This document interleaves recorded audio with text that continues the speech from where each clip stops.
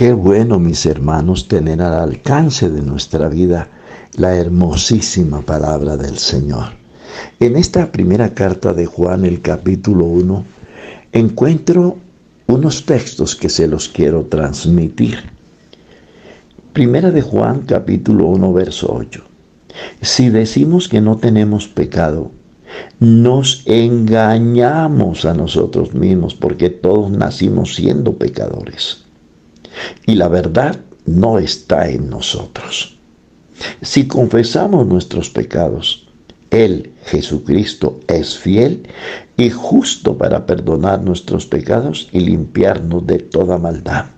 Si decimos que no hemos pecado, le hacemos mentiroso a Él y su palabra no mora en nosotros. Hasta aquí la lectura de la hermosísima palabra del Señor. Por regla general, la gente que ha dedicado sus vidas a una religión ignoran los programas de Dios, porque es que la religión no nos enseña a vivir conforme al modelo establecido por Dios en su palabra. Las religiones fueron inventadas por los hombres que se apartaron de Dios en un principio y quisieron conservar su comunión con Dios a través de ciertos ritos religiosos que nunca podrán hacer nada por el pobre pecador. Entonces, este tipo de personas que practican, le repito, que practican una religión, a veces parecen resentirse cuando Dios se acerca bondadosamente a un miserable pecador para redimirlo, para restaurarlo, para levantarlo de su miserable condición espiritual.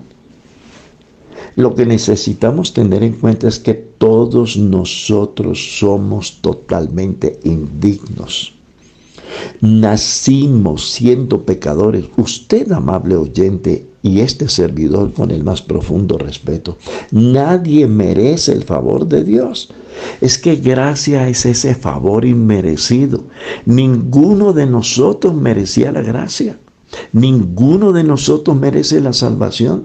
La gracia es un favor inmerecido que Dios en su misericordia nos extendió, porque todos nosotros nacimos siendo pecadores, culpables, que merecemos algo más que la condenación del infierno. Eso es lo que merecíamos nosotros. Nadie que ha pecado tiene derecho a alguna justa reclamación de la bondad de Dios. En cambio, Dios tiene todo el derecho de mostrar misericordia y compasión a quien Él quiera. Por otra parte, cuando Él muestra misericordia, siempre lo hace en su rica abundancia. Como le dijo a Moisés, Él es el Señor fuerte, misericordioso y piadoso, tardo para la ira y grande en misericordia y verdad, que guarda misericordia a millares, que perdona la iniquidad, la rebelión y el pecado. ¡Qué palabras tan gloriosas! Las personas que protestan que Dios es injusto, cuando Él muestra la gracia a las personas que menos se lo merecen, simplemente no entienden el principio de la gracia establecida por Dios en su palabra. La justicia plena significaría la muerte. Si vamos a la realidad de la vida, a la luz de la palabra, todos nacimos siendo pecadores. Todos, sin excepción. Por favor, ese todos es absoluto. Ahora, si miramos a las Escrituras inspiradas por el Espíritu Santo, la Biblia dice que la paga del pecado es muerte, Romanos 6:23. Entonces, ¿qué merecíamos nosotros los pecadores? Absolutamente la condenación eterna. Ahora, ¿qué es lo que nos quiere decir las Escrituras? Que todos necesitamos, usted y yo, amable oyente, necesitamos con urgencia la gracia y la misericordia de Dios para alcanzar el oportuno socorro. Qué precioso, ¿verdad? Por otro lado, La gracia no es injusta, porque Cristo hizo plena expiación por los pecados de aquellos que confían en Él. Él murió por todos los pecadores, pero solo se salvarán los que se acojan a su misericordia y a la obra redentora, la obra expiatoria que Cristo demostró en la cruz del Calvario. Esa plena expiación por los pecados solamente es para aquellos que confiamos en Él, y de esta manera volvió la justicia a favor nuestro. Si confesamos nuestro pecado, Él es fiel y justo para perdonar nuestros pecados y limpiarnos de toda maldad. Pero si decimos que no hemos pecado, y ese es el lenguaje del religioso. Cuando usted sale a evangelizar a la calle y vamos y enfrentamos a la gente para predicarles el evangelio, lo primero que nos dice: no necesitamos tu evangelio. Yo no robo, yo no mato, yo soy muy bueno, yo abro obras de caridad. Ya con eso ya no necesito más nada. El que habla así no está en la verdad, es decir, está engañado. Y el apóstol dijo: si decimos que no hemos pecado, lo hacemos a Él mentiroso y su palabra no está en nosotros. Es decir, estamos ciegos, estamos en oscuridad. Si decimos que no hemos pecado, decimos que Dios es un mentiroso, y a cosa grave es esa. Entonces, si confesamos nuestros pecados, Él es fiel y justo para perdonar nuestros pecados y limpiarnos de toda maldad. Debido a que Cristo tomó sobre sí mismo el castigo del pecado, Dios puede justificar a pecadores, perversos, malos, corruptos. Ahí tenemos una cantidad de casos. ¿Quién era Saulo de Tarso? Un vil pecador, un miserable perseguidor de la iglesia de Cristo. Pero el día que Jesús lo confrontó, Saulo de Tarso en el piso, con la cabeza agachada, tuvo que decir: ¿quién eres, Señor? ¿Y qué quieres que haga? Qué preciosa esa declaración de este hombre impío. ¿Y qué le dijo el Señor? Regresa a la ciudad y se te dirá lo que debes hacer. Un miserable pecador religioso que profesaba una religión, pero no conocía al Dios verdadero, porque las religiones nunca nos mostraron la verdad.